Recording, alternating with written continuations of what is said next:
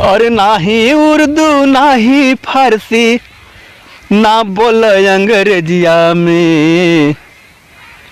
एक दुल्हन बा अपने दुल्हा से कहतिया कर ना ही उर्दू ना ही फारसी ना बोल अंग्रेजिया में। हे सैया बात कर भोजपुरिया में हो राजा, बात कर भोजपुरिया में। भोजपुरिया में बात कर तू भोजपुरी में दगारी हो। भोजपुरिया में दिहल गारी लागेला तरकारी हो। अरे भोजपुरिया में बात कर तू भोजपुरी में दगारी हो। भोजपुरिया में दिहल गारी लागेला तरकारी हो। भोजपुरिया में दिहल गारी लागेला तरकारी हो। अरे भोजपुरिया बई मीठ ई भाषा, अरे मरचा जैसे तरकरिया में।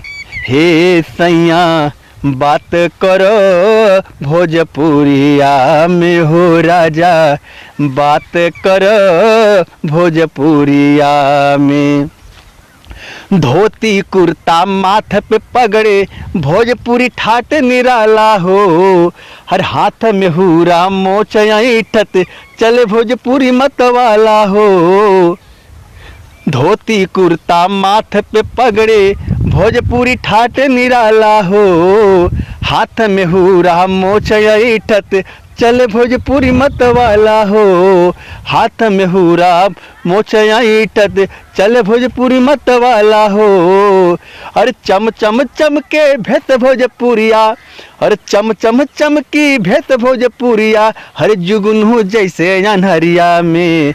हे सैया बात करो भोजपुरिया में हो राजा, बात करो भोजपुरिया में।